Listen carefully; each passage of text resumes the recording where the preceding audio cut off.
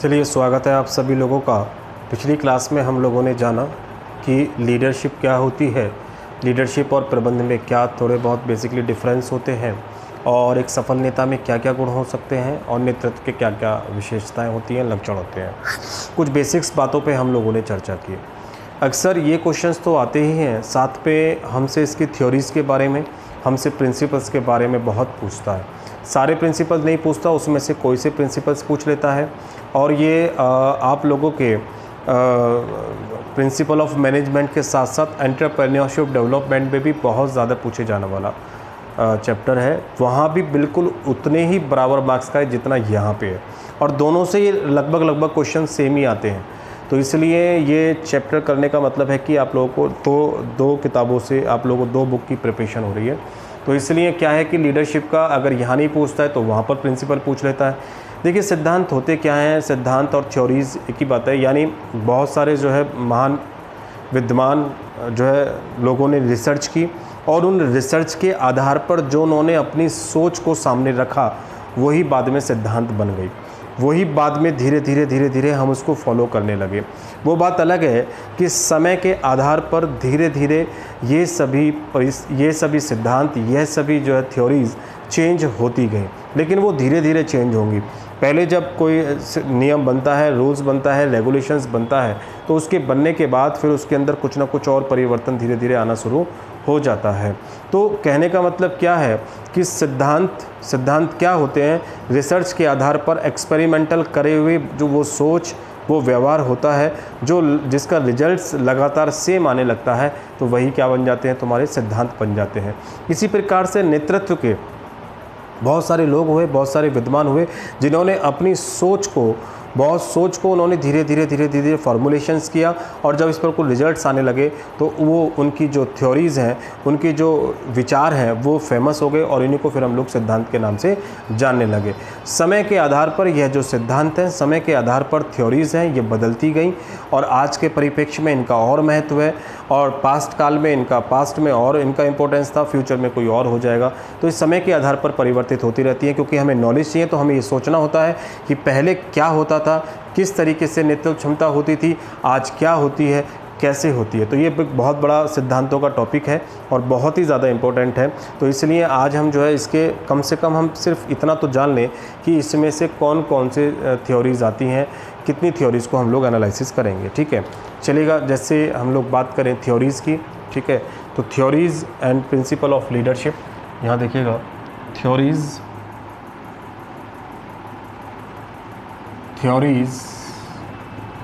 And principal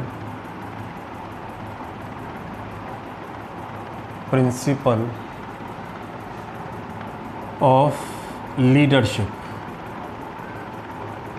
ये बहुत important part है, इसको बहुत ध्यान से देखिएगा आप लोग।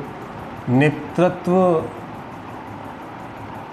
के सिद्धांत कह लीजिए, ठीक है। ये सिद्धांत हम इसको कैटेगराइज कर लेते हैं, कुछ भागों में बांट लेते हैं, ठीक है। पहले हम लोग इसके कुछ पोर्शन कर लेते हैं, देखिएगा इस तरीके से, ये देखिएगा कुछ पोर्शन हम लोग कर लेते हैं यहाँ से, पहला, दूसरा, तीसरा, 4th एंड 5, ऐसे करके हम इसके 5 पोर्शन कर लेते हैं। 5वां आपको चमक रहा क्या, 5 हम लोग यहाँ रख लेंगे, ठीक है। ये 5 पोर्शन कर लेते हैं। पहले में हम लोग पढ़ेंगे आप लोगों से करिश्माई नेतृत्व सिद्धांत। करिश्माई नेतृत्व सिद्धांत क्या नाम है इसका? इसको हिंदी में हम बोलते हैं करिश्माई नेतृत्व शैली, और इंग्लिश में इसको बोलते हैं हम लोग कैरिस्मेटिक, CHARISMATIC,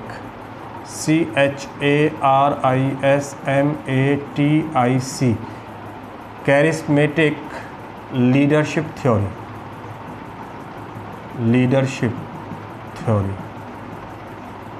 हिंदी में इसको हम लोग बोलेंगे करिश्माई नेतृत्व सिद्धांत, ठीक है। ये क्या होता है, कैसे काम करता है, इसके बारे में हम विस्तार से पढ़ेंगे। दूसरी थ्योरी हम लोग पढ़ेंगे ट्रेट थ्योरी। क्या पढ़ेंगे? Traits, TRAITS, traits leadership theory, इसको हम लोग बोलते हैं हिंदी में लक्षण परक या लक्षण युक्त, ठीक है, या लक्षण युक्त भी बोल सकते हैं इसको, लक्षण युक्त, ठीक है, लक्षण युक्त नेतृत्व सिद्धांत, हम ये भी बोल सकते हैं इसको, ठीक है। और इसमें क्या होता है, कैसे काम करता है, इसको हम लोग पढ़ेंगे, ठीक है। तीसरा हम लोग पढ़ेंगे यहाँ पर, तीसरा हमारे पास आ जाएगा बिहेवियरिस्टिक लीडरशिप थ्योरी, बिहेवियरिस्टिक, ठीक है, BEHAVIOURSTIC,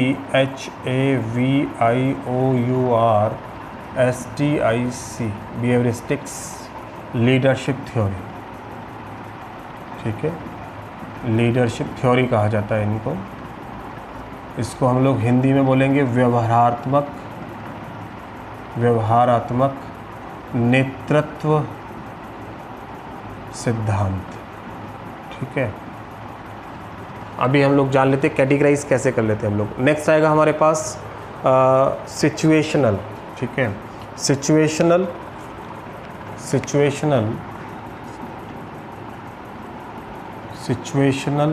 लीडरशिप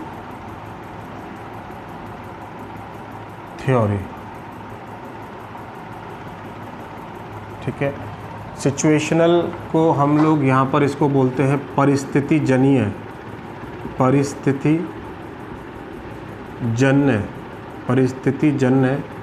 नेतृत्व सिद्धांत।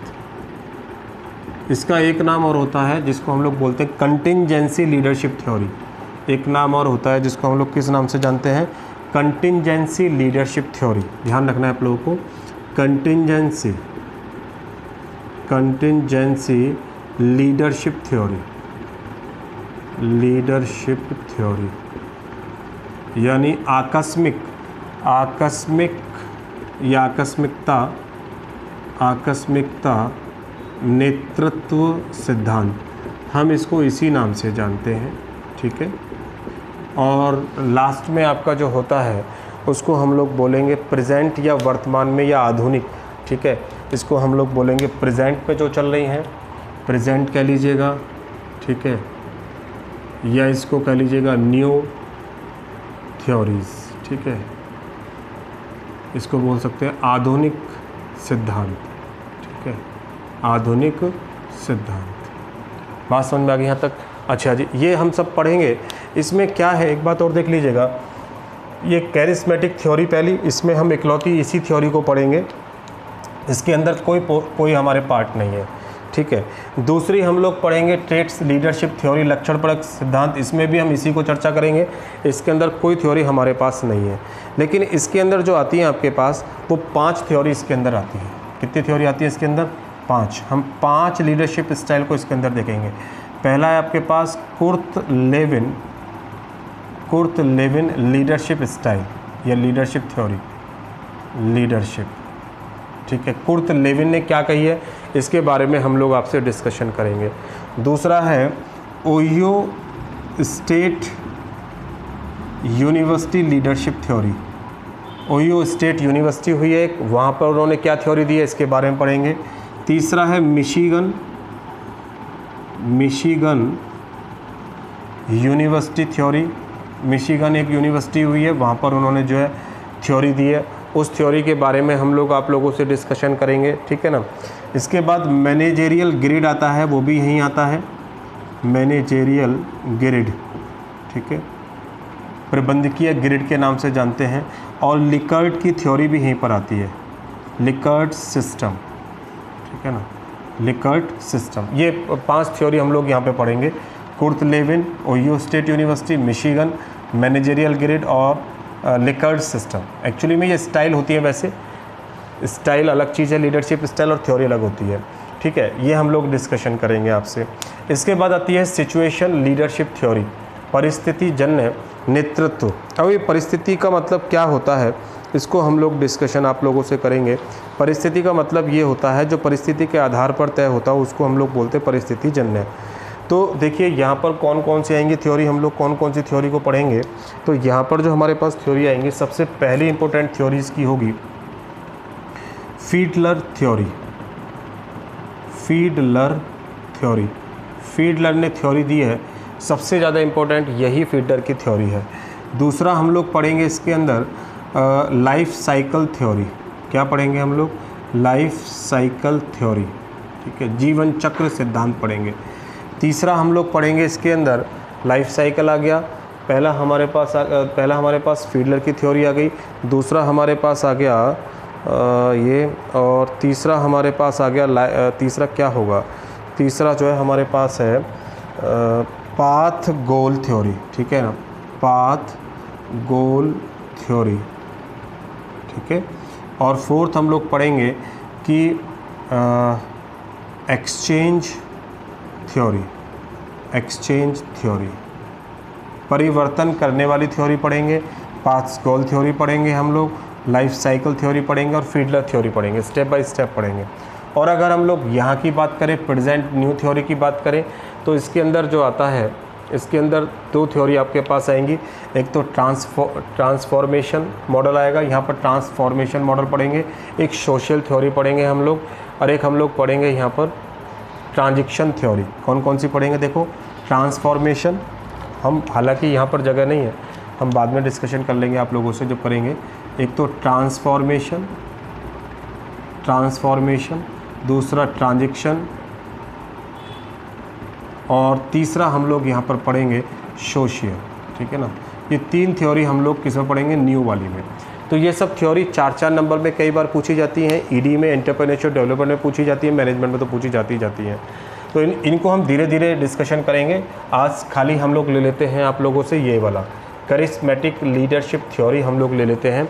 करिश्माई नेतृत्व लीडरशिप थ्योरी क्या होती है, इसके बारे में आप लोगों से डिस्कशन कर लेते हैं। देखो, पहली बात समझ लीजिएगा कि करिश्माई शब्द से बना है ये करिश्मेटिक, और करिश्मा शब्द जो है ग्रीक भाषा के शब्द से मिलकर बना है। कहाँ से बना है?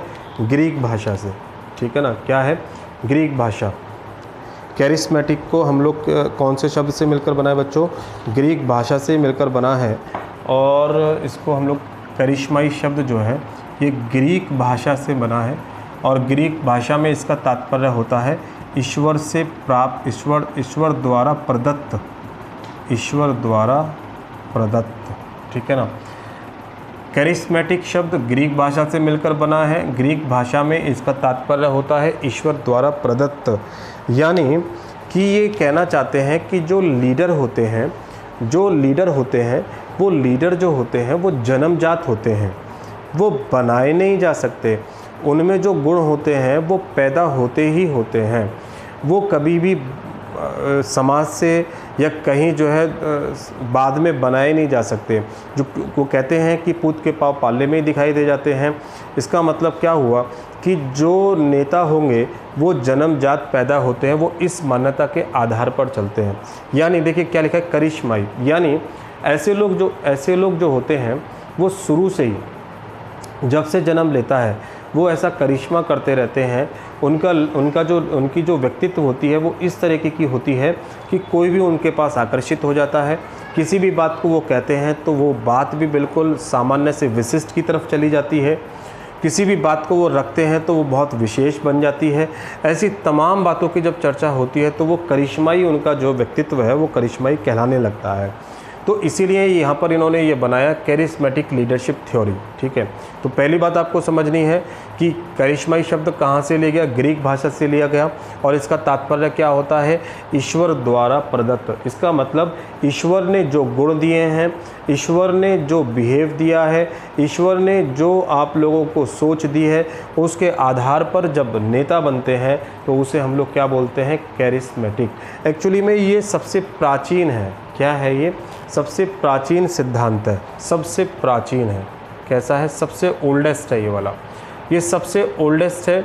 ओल्डेस्ट होने के कारण भी यही है क्योंकि ओल्ड में सबसे पहले ऐसी हुआ करता था, जो होते हैं जन्मजात होते हैं ठीक है, वो बनाए नहीं जा सकते। जैसे भगवान राम है तो वो भगवान तो भगवान ही हैं, वो जन्मजात हैं। कृष्ण हैं, भगवान हैं, जन्मजात हैं, ठीक है। इनमें देवीय गुण हैं, शुरू से ही हैं। जब पैदा हुए तो पहले दिन से ही उनका करिश्माई व्यक्तित्व है, लोग आकर्षित होते हैं, दूर दूर से आ जाते हैं, ठीक है। ऐसे जो लोग होते हैं वो कैसे होते हैं, ईश्वर द्वारा प्रदत्त बनाए गए नेता होते हैं। इनकी चर्चा जो कही गई है, देखो इसके बारे में ऐसा नहीं है कि नहीं बताया गया, इसके बारे में बताया गया है। और इसके बारे में जो बताया गया है, महान दार्शनिक हुए हैं, ठीक है, उन दार्शनिकों ने इनके बारे में काफ़ी चर्चा की है। और दार्शनिक जो हुए हैं, जो फिलोसफर हुए हैं, प्लेटो फिलोसफर हुए हैं, एक कन्फ्यूशियस हुए हैं, ठीक है ना, कन्फ्यूशियस, ये दो जो है दार्शनिक हुए हैं। इनके विचारों में, इनकी किताबों में इसकी बातों की उल्लेख होती है। करिश्माई नेतृत्व की बहुत ज़्यादा बातें होती हैं, ये बताते हैं। प्लेटो की किताबों में, प्लेटो के विचारों में, प्लेटो के व्यवहारों में कई बार करिश्माई शब्द की जो है गणना की बात बताई गई है। और उसमें कहा गया है कि जो इनकी जो क्षमता होती है वो कैसी होती है, जन्मजात होती है। ये कहते हैं कि इनको एक्वायर्ड नहीं किया जा सकता। क्या कहते हैं, एक्वायर्ड नहीं किया जा सकता। यानी ये कहते हैं कि नेता जो होते हैं, वो लीडर जो होते हैं, वो पैदा होते हैं, बनाए नहीं जाते हैं।